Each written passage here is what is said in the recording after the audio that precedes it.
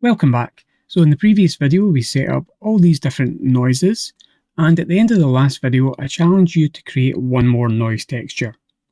So I'm going to do that now. I'm going to choose a combination of Voronoi and noise. So I'll grab the Voronoi texture first and just connect up the vector coordinates. Let's just have a look at the result here. So in this Voronoi texture I'm going to go with Euclidean for the type. I'm going to keep it on 3D. I'm going to change from F1 to smooth F1. So at the moment all I have here are these black spots on this surface. So at the moment that's going to give us a fairly interesting result. So let's grab that and put it into our roughness and have a look at our result. So you can see for the most part we've got quite a rough surface with the odd little dot. So I don't really want that effect. So the first thing I'm going to do is I'm going to invert this. So I'll grab a color invert node and plug this in. Now you can see we have a shiny surface with rough dots, and I just want to break up those dots. So I'm just going to grab one more texture. This time we'll just grab a noise texture. We'll connect this up here and just use this as our vector. And let's have a look. We're going to grab a lot of roughness, a lot of detail. Let's take the detail to about 10 or so, 10.5 should be fine. Let's combine these together with Control, Shift, right click and drag. Let's have a look at the mix. And I think instead of mix, what we want to do is we want to use a slightly different setting. Now, I think this might work better if I have the mix after the invert node. So let's just connect this distance back up to color, move this over, connect this color, and let's just look at the result again. Let's look at the final result. So let's make sure this result is plugged into our roughness, so when we look at our final result we get the right effect. Okay, and that's given me almost what I want, but let's take this mix and let's try a different setting. So this is what we have coming from the Voronoi on its own, and this is the noise on its own. So let's take those settings down, and I think what I want to do is do a subtract here. So by doing a subtract, I'll make some of these really rough areas a little bit shinier. There we go, we're getting almost the kind of effect I want. I think I'll maybe tweak these settings a little bit. So we have a smoothness setting. We can turn that down and make it this effect. Not really what I'm looking for. We'll take that back up. We have randomness. We can take that and we can get this effect. Again, we want a lot of randomness in our noise texture. We'll turn that up a little bit again. I think our scale is the one that we might want to tweak. Let's take that down to about 1.5. So now we have these big patches of roughness on our surface. And in our factor, even though we are removing quite a lot from these white spots to make them a little bit more shiny and not completely diffuse, we're not breaking up quite as much as I'd like. So let's take this noise texture, which you can see has quite a lot of grey values, and let's just do a map range on that. So we want to put this here. And cut that off and look at our map range result. Now we want lighter values in here because we're subtracting, and the more we subtract, the shinier it's going to get. So let's just take up this from min a little bit to give us a little bit more contrast. Take down our from max a little bit to brighten up our areas. So let's try about 0.3 and about 0.6. Okay. So let's have a look at that result. Okay, and that's a little bit better. That's more like the effect I was going for. So we still have quite a lot of shiny areas, and in our rough areas we have quite a bit of breakup on those. So now we can just daisy chain these together. We'll duplicate this lightness node and we'll plug in our result into the second slot, and we'll plug this into roughness and look at our final result. So let's take down all these factors we have already and just increase the factor for this new one and see what our result looks like. Okay, and you can see that we have a nice little roughness map there with just some kind of almost scuffed up looking areas, but generally quite a shiny map. And of course we can always add to that by just increasing some of these other values a little bit to bring in a little bit more variation into our map. And really, when it comes to roughness, the more variation you've got, the more realistic it looks. There we go. So a very complex roughness map there. Now it's time to take this entire node tree and put it into one single node group. So we're going to do a similar thing to what we've done before. Let's just connect all these up using Shift right click, move this over here. Now at the moment we have that surface distortion node there, that's fine. We want to make sure we don't accidentally include that within our node group. So let's just move these out the way a little bit. Let's grab all of these nodes. We're going to hit Ctrl G and combine them into a single node group. Now let's just make a little bit of space. So let's look at our outputs first of all. Now our output is pretty simple. We just want our output. That's all we really need. As far as inputs go, things get a little bit more complex here. We have our vector. We're only going to use one vector for this entire map. Now we need some converter math nodes that we're going to use as part of our scale system. Now the scale node is going to control every single scale across all our different noise maps. So this is where things get a little bit repetitive. We have a scale of 1 here, so we are going to use multiply. We're going to call this 1 and 1. Plug this in so we have the right scale. We are going to duplicate this with Shift D, move this down. The next one has a scale of 2, so our second slot has a 2, and we'll plug that in. And this is going to get quite repetitive. So our scale here is 0.1. We'll plug that in.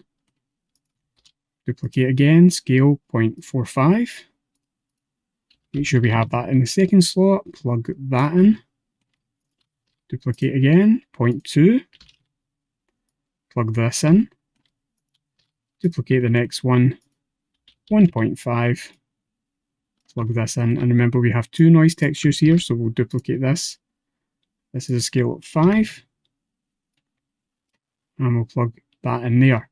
So now we have all these different scales here, and what we want to do is just create one noodle, go into each of these different noise textures, and it's going in the first slot where we have a 1. So we're going to have one scale control in our node tree that's going to change the scale for every single one of these textures. Now we're not going to add in individual scale controls for each of these individual maps, because the way that I've created this node tree as I've went along is I've tried to even out the scales as I go. So I know that if I have some of this noise texture and I add this second one, these scales work together. And the next one works with the first two, and the next one works with the first 3, and so on and so on. So I only really need one scale. Let's hit N, open this up, and we'll rename this node. We're going to call this scale. Its default is at 1. We'll take that default and we'll just keep the same minimum and maximum there. Now on our output we do have something to change here. Now we have this object.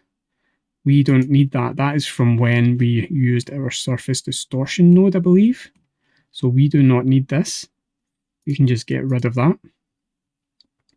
Our result is just as it says, our result. This is our noise map. So we're just going to call this output. I'm not going to call it roughness because potentially you could use this roughness map just to create any kind of random noise texture you want, and it doesn't necessarily have to go into roughness. It could go into the diffuse color, it could go into the height, it could go in anywhere really. For the most part, we're going to use this as a roughness generator. So we'll just keep that as output at the moment. Now the next step is where things get a little bit tedious, Again, this is where we're going to plug in all our different factors. So we'll grab this first factor. And now we have to think about what is this noise. So this is going to be our swirling noise. We'll rename that as swirling noise. Okay, so it's challenge time again. So I've connected one of the noise textures into our group input and gave it a meaningful name. Your challenge is to connect the factor input for each of the other lighting nodes into the group input node and give it a meaningful name. Now, once you've chosen a name that makes sense to you, exit the node group and test it to make sure they all work properly. So pause the video, have a go at that, and join me in a moment and I'll show you how I would connect up the rest of them.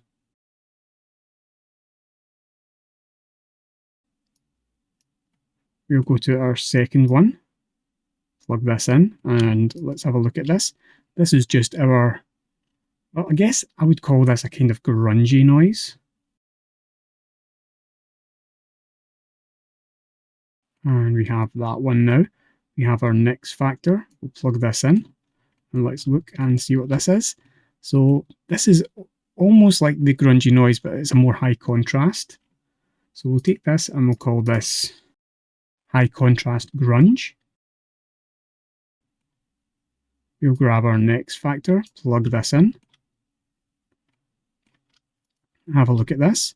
So this is our low contrast grunge, I suppose, very patchy. So let's see, what should we name this?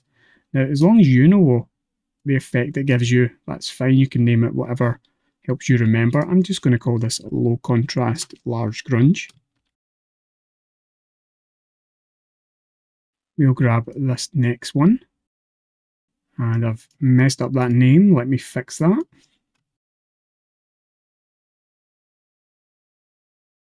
Okay, let's look and see what this one is.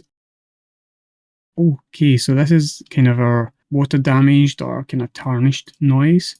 I'll call this tarnished. And we have our final one, the one we just created, which I think I'll call this patchy noise. So now if we come out our node, we have one output. We have a scale, or the overall scale of our entire noise texture.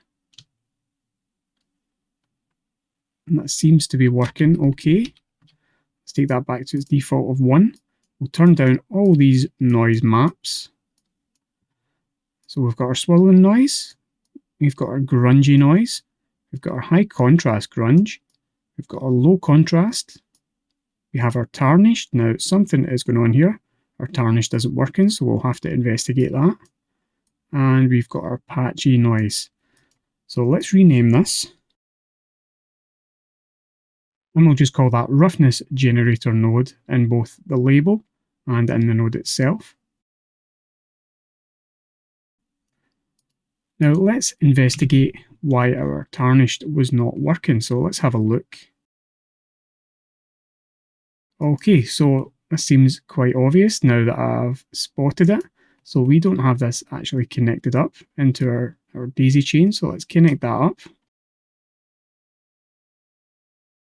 Let's come back out and let's increase tarnished noise. Okay, and now that's working fine. So now we have a way to mix together a whole bunch of these different noises. Now we do have one more thing to do. If we already have a roughness map on our material and we want to keep that and then add this to it, we need another input for that original noise map. And it's quite easy to do that because we do have an input for that already. It's right here, slot A in this lighting node. We'll just plug this in and we're going to move this right up to the top. And we're going to call that input roughness.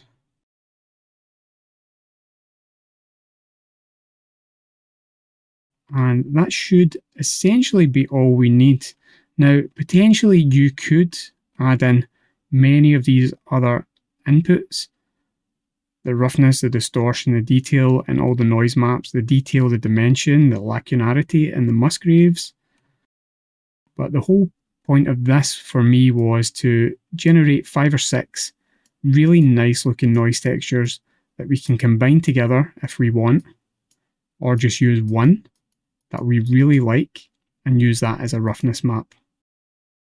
Okay, one final thing before we finish off the video, and that's to remember to mark our roughness generator node as an asset. So just one more reminder how to do this. We make sure we are in our Blender file, display mode in our outliner, and that way we have access to our node group drop down. We just right click and mark that as an asset. And just remember that your file has to be saved in the same folder you have set up in user preferences for your asset browser. Now in the next video, we are going to create a dirt generator node. I'll see you then.